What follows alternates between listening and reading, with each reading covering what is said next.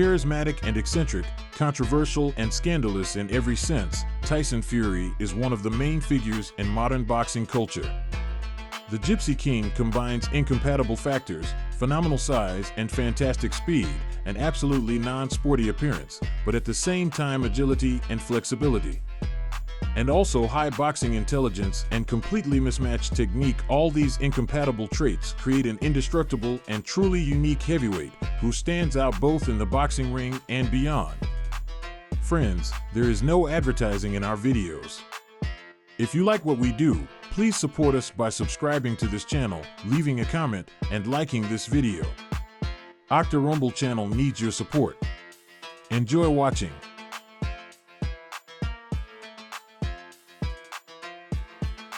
Fury was born on August 12, 1988, into an Irish gypsy family. He was born almost 2 months prematurely and weighed only 450 grams. According to doctors, his chances of survival were negligible. To give the boy strength, his father John named him Tyson after the great boxer. Perhaps it was destiny. Looking at this giant now, you understand how important a name can be. There was no doubt that little Tyson would become a boxer. His ancestor was Bartley Gorman, a famous bare-knuckle fighter known as the King of the Gypsies. Fury's father also took part in bare-knuckle fighting and even competed in professional boxing. However, he did not achieve great success. He realized all his dreams of a sports legacy through his son. The starting point in the formation of the Gypsy King star status was the fight against Vladimir Klitschko. At the time of the meeting, Vladimir held 3 belts out of 4 major ones, being considered the undisputed leader of the heavyweight division. At the pre-match events, Tyson revealed himself as a showman. He skillfully sold the fight, dancing at press conferences, dressing up as Batman, and throwing mud at his opponent. "You're just an old-timer that I'll destroy. You're a loser. I'm coming for you. I'm only 27 years old. How can you beat me? I'll take your belts, smash your face. Your jaw will be like glass that shatters from one punch." Tyson Fury accomplished his main task. He settled in the champion's mind and crushed him psychologically. The second stage of destroying the hegemon happened on November 28, 2015, at the arena in Dusseldorf. For 12 rounds, Fury mercilessly humiliated Vladimir. The Brit did whatever he wanted.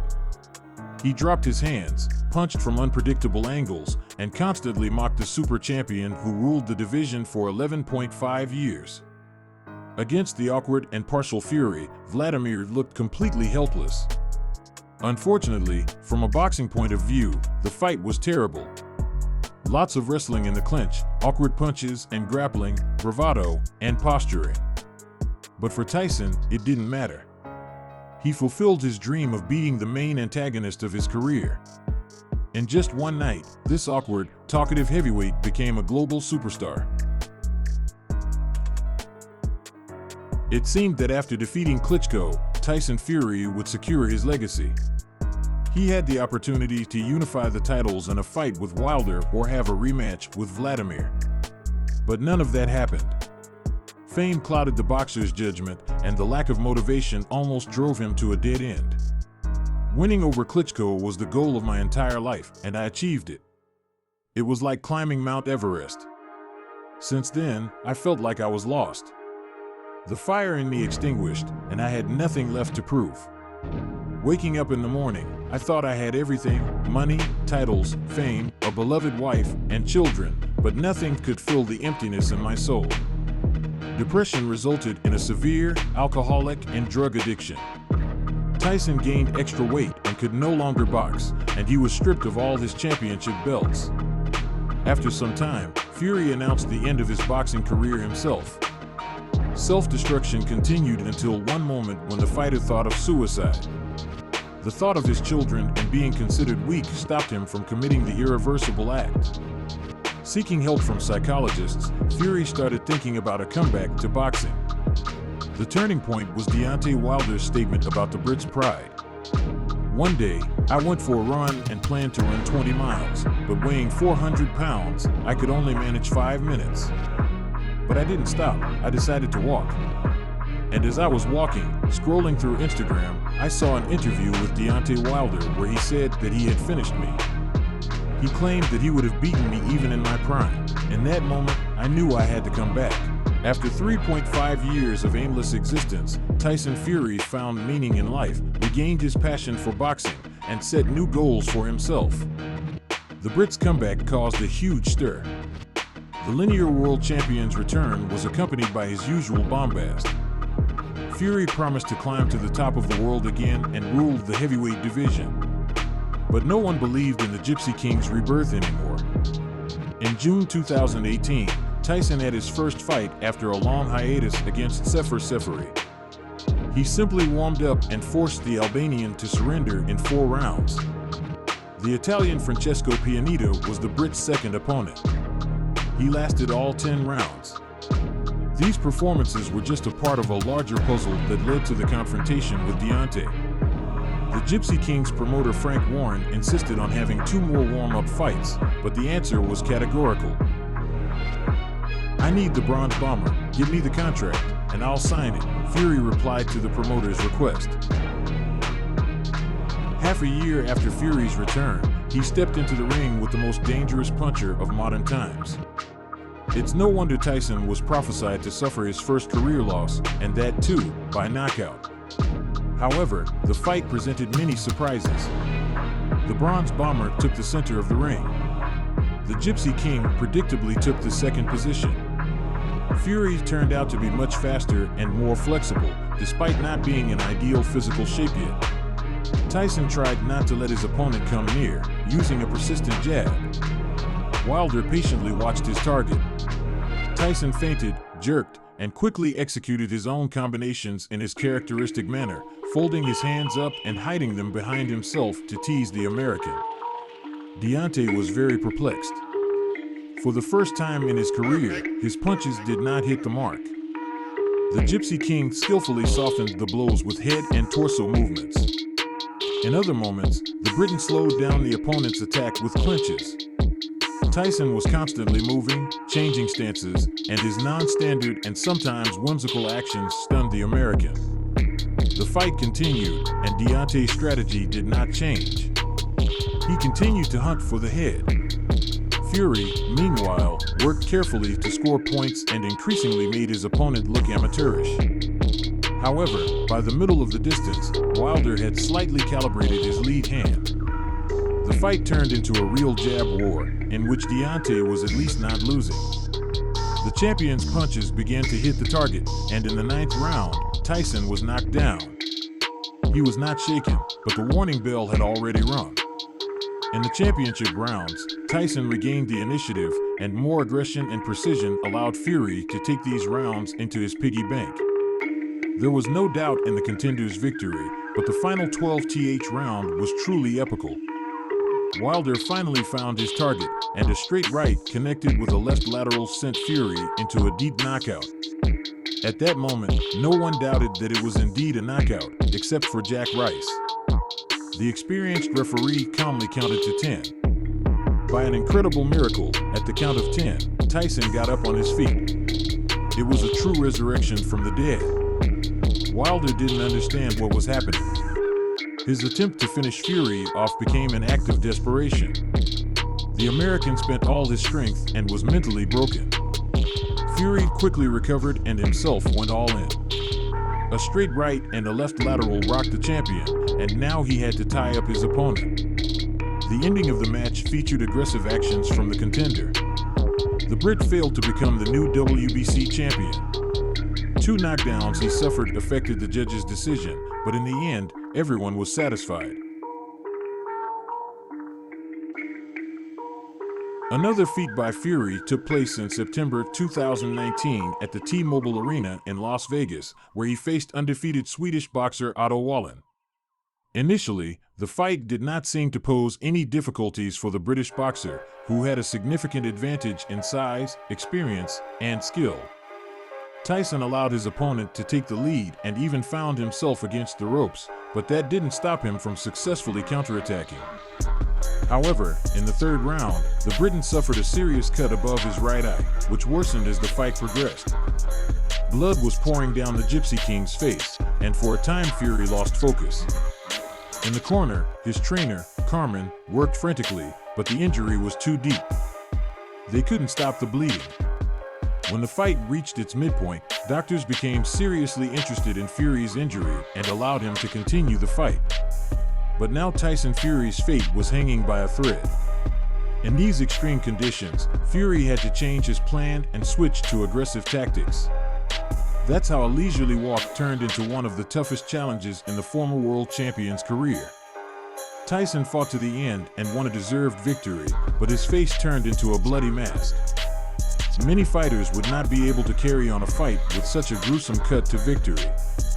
But the Gypsy King once again confirmed his power.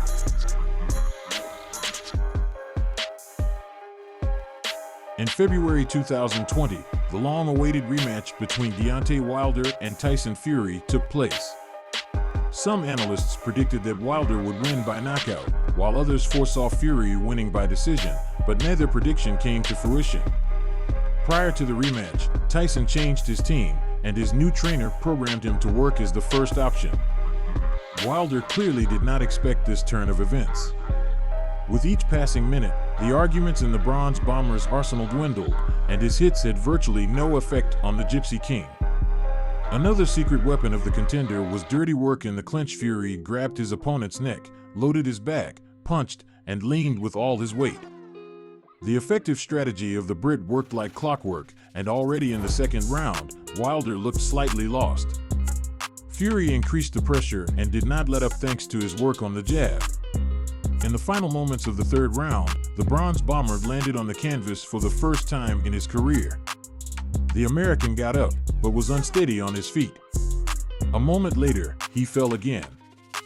However, this time the referee did not start the count. The subsequent events in the ring could be called a complete declassification of the Bronze Bomber. In the fifth round, Tyson scored his second knockout. The referee penalized Tyson 1 point for excessive fighting. In the sixth round, the brutal beating of Wilder continued, and he stayed on his feet only thanks to his own courage. In the next 3 minutes, the champion's corner could not bear to see their fighter beaten up and threw in the towel to spare him from unnecessary injuries. Tyson Fury became a two-time world champion and the new holder of the WBC belt. The confident victory over Wilder became one of the most significant moments in the Gypsy King's career. The Fury-Wilder standoff didn't end there. The American refused to accept defeat and decided to immediately seek a rematch. Tyson wasn't eager to box with the Bronze Bomber once again. Under the contract, Fury was forced to concede to the former champion and accept the rematch. In the lead-up to the fight, few believed in Wilder's victory. However, Deontay changed his coach and had a fantastic training camp. On the day of the fight, Wilder entered the ring at his heaviest weight in his career. Deontay gained 108 kilograms, while his usual weight was 97 kilograms. Unlike the American, the Briton looked as if he hadn't prepared for the fight at all. Wilder immediately signaled his bad intentions. He actively moved forward with punches, with a special emphasis on working the body. The American inserted a power jab to the stomach to remove his opponent's head protection. Finally, at the end of the round, the champion, Tyson, woke up and unleashed his own double jab to the opponent's head. Throughout the second and third rounds, Deontay continued to thoughtlessly expend energy. He hit a lot, but his strategy of quickly destroying the opponent didn't work. This resulted in the first knockdown for the American, which occurred at the end of the third round. Tyson was going for a quick knockout victory, but Deontay Wilder refused to give up and did everything to make the fight as dramatic as possible. In the fourth round, the contender turned the fight upside down with a punch. He knocked the Gypsy Baron off his feet. The crowd at the arena roared with excitement. Fury got up on his feet. As it turned out, not for long. Another attack and Tyson was back on the canvas. In the fifth round, the fierce battle continued. Both were burning with hatred and wanted to knock each other's heads off. In the eighth round, the champion had several accurate attacks. The challenger's legs became weak. Deontay not only survived, but also answered for every moment he lost. In the 10th round, Tyson scored another knockdown, but the seesaw continued, and in the last seconds, the fighters gave the audience another insane exchange, in which the American came out victorious. In the 11th round, Deontay ran out of steam and had to fall like a brave man. In close combat, Fury added a couple of hard uppercuts, and the right hook put a fat period on this showdown. It was a fantastic fight, and its bright ending became the most impressive knockout of 21st century. Tyson Fury and Deontay Wilder gave the world 3 completely different fights that will become classics in professional boxing.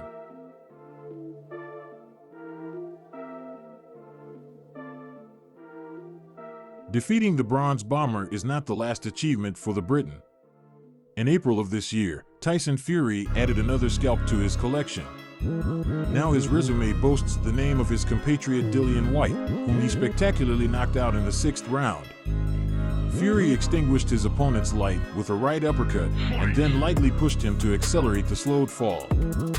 After the match, in an interview, Tyson confirmed his intention to hang up his gloves. "I've achieved everything in boxing. I'm the WBC World Champion and the linear champion in the heavyweight division.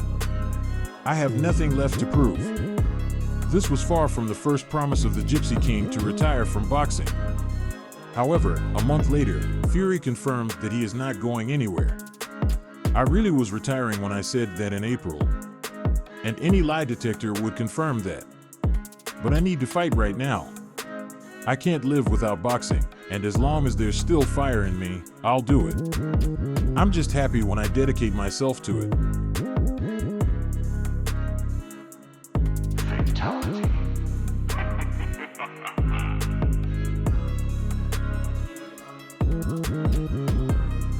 The legendary Briton doesn't have a specific goal to become an absolute champion.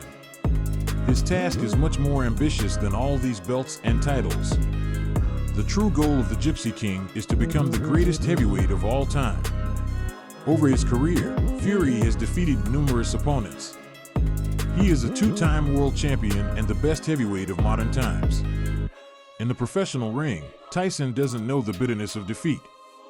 He doesn't lose in life either, although in some battles he was damn close to it. "When I was depressed, I realized that psychological difficulties can break anyone. And I, such a huge and strong fighter, almost gave up. And then any person in such a situation would have done the same. But with my example, I wanted to show that you can get out of any difficult situation. That was the main goal of my comeback. I had no right to do otherwise." Friends, if you liked the video, be sure to subscribe to the channel, give a thumbs up, and write in the comments who, in your opinion, will be the next opponent of the Gypsy King. Thank you for watching.